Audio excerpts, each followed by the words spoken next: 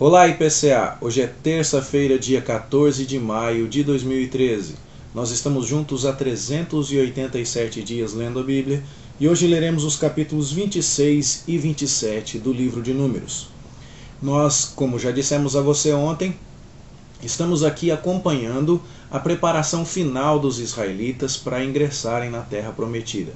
Eles já estão a essas alturas do outro lado do Rio Jordão.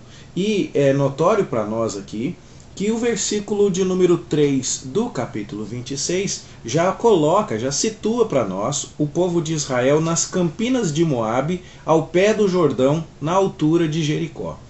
Se você se lembrar um pouquinho do mapa, você vai se lembrar então que isso significa que o Rio Jordão, que separava Canaã, a terra de Canaã propriamente dita, era o limite de um lado e o oceano, o mar Mediterrâneo, era o limite do outro lado. Canaã seria então essa faixa de terra.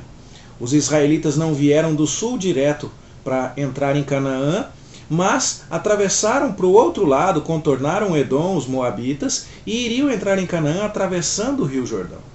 A história de Og e de Seom, aqueles dois reis que guerrearam com os israelitas na Transjordânia, do outro lado do Rio Jordão, foi a história que contamos ontem. E aqui então nós temos Israel estacionado nas terras de Moabe, aquele inimigo que tentou amaldiçoar Israel, contratando Balaão para fazer isso. Isso não foi possível. O povo de Israel não pode ser amaldiçoado. E agora, estacionado ali nas terras do seu inimigo, que quis amaldiçoá-lo, prestes a entrar na terra prometida, é hora de contar o povo outra vez. Todo o povo é contado como foi contado lá no capítulo 1, quando o acampamento foi organizado pela primeira vez para a primeira tentativa de entrada na Terra Prometida. Tentativa essa que fracassou por causa da incredulidade dos israelitas. Esta segunda tentativa agora será bem sucedida. É interessante reparar nessa contagem que os números permanecem muito semelhantes. O total de israelitas com mais de 20 anos prontos para sair à guerra, como diz o verso 51 do capítulo 26, é de 601.730. Se você compara com o número inicial, que nos é dado lá em Números 1:46, o número inicial era 603.550.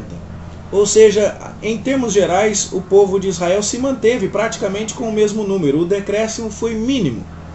Mas houve algumas mudanças importantes aqui nas tribos. A tribo de Judá continua sendo a mais numerosa, e ela então continua sendo a tribo que vai liderar o povo de Deus. Mas a tribo de Simeão, por exemplo, é aquela que sofre uma redução mais drástica no seu efetivo.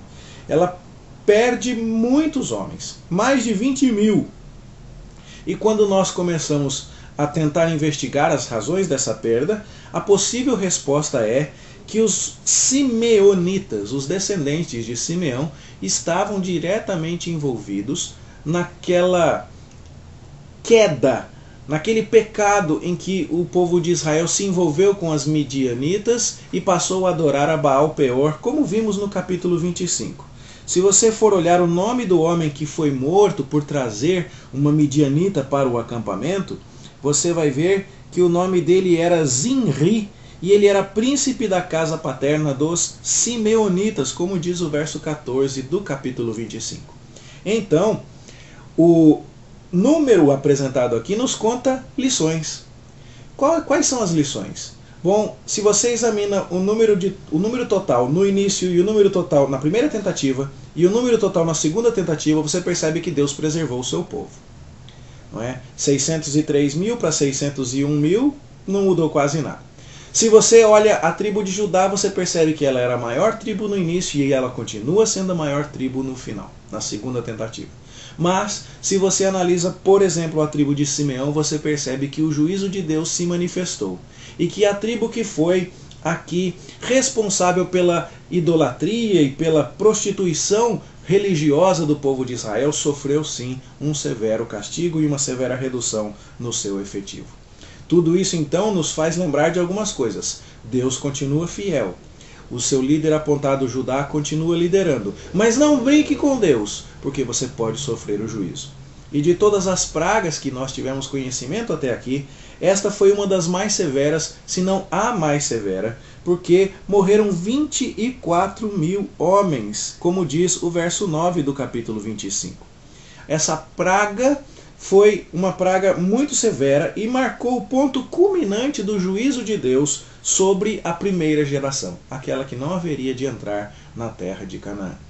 Agora então é hora de prestar muita atenção, organizar o povo e não cometer os mesmos erros, e ir em direção à terra prometida em santidade, em obediência, em pureza. Por isso é que Deus, na sequência, logo que são contados todos os homens, dá instruções sobre a divisão da terra. Tribos maiores vão receber mais terra, tribos menores vão receber menos. E essa repartição da terra será feita segundo as sortes. Mais adiante nós vamos ver que serão Josué e Eleazar, o sacerdote, que vão coordenar esse lançamento de sortes para que a terra seja dividida. Da mesma forma que havia levitas no primeiro censo, há levitas aqui no segundo censo. Entre os descendentes de Gerson, de Coate e de Merari, são contados agora, como diz o verso 62 do capítulo 26, 23 mil homens. E há aqui um pequeno acréscimo, porque lá no capítulo 3, verso 39, na primeira contagem foram contados 22 mil homens. Então, essa é a ideia clara, o número total foi preservado. Como nos diz o finalzinho do capítulo 26, o povo está, verso 63, nas campinas de Moabe, ao pé do Jordão, na altura de Jericó. E, dentre esse pessoal que foi contado, e aqui está uma nota muito importante, dentre todos esses 601.730, quando se levantou o censo, não tinha ninguém da primeira geração. O pessoal da primeira geração morreu no deserto. E é isso que fala aqui o versículo 64 e também o 65. Entre estes, porém, nenhum houve dos que foram contados por Moisés e pelo sacerdote Arão, quando levantaram o censo dos filhos de Israel no deserto do Sinai. Porque o Senhor dissera deles que morreriam no deserto, e nenhum deles ficou, senão Calebe, filho de Jefoné, e Josué, filho de Nun. Estamos aqui, então, contando o povo pela segunda vez, vendo que a justiça de Deus de fato se aplicou, que a sua misericórdia continua, que as suas promessas estão sendo fielmente cumpridas, e então agora é hora de tirar lição de tudo isso e marchar para Canaã. Não sem antes lembrar que o povo de Israel deve ter uma justiça particular. E há aqui então, além da determinação de como as terras seriam distribuídas, mais terra para as tribos maiores, menos para as menores, com lançamento de sortes, no capítulo 27 você tem uma lei que é surpreendente aos padrões da época. Mulheres da tribo de descendentes de Zelofeade, um homem que morreu sem deixar filhos, homens, agora pleiteiam uma herança, e Deus diz que isso é justo e que elas devem receber herança sim, e faz aqui mais algumas estipulações sobre como distribuir a terra em casos excepcionais assim. Tudo isso então aponta que o povo recém-contado, ao entrar em Canaã, deve se comportar de maneira justa e deve seguir a liderança de Deus através do líder que o próprio Deus apontar. Como Deus já disse que Moisés não haveria de entrar em Canaã por causa da sua desobediência, lá no caso de Massá e Meribá, então agora é hora de apontar não só o fato de que Moisés vai morrer depois de contemplar a terra prometida, mas também de que Josué será o seu sucessor designado.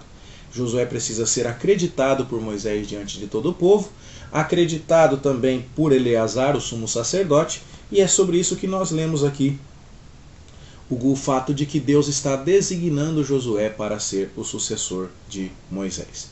Na sequência, no que leremos amanhã, vemos que vem mais instruções sobre ofertas e de vários tipos, porque este povo está entrando em Canaã e precisa ser lembrado de viver para Deus e de celebrar a sua vida na presença de Deus. Amanhã a gente continua, se Deus quiser, lendo os capítulos 28 e 29. As lições de hoje são claras.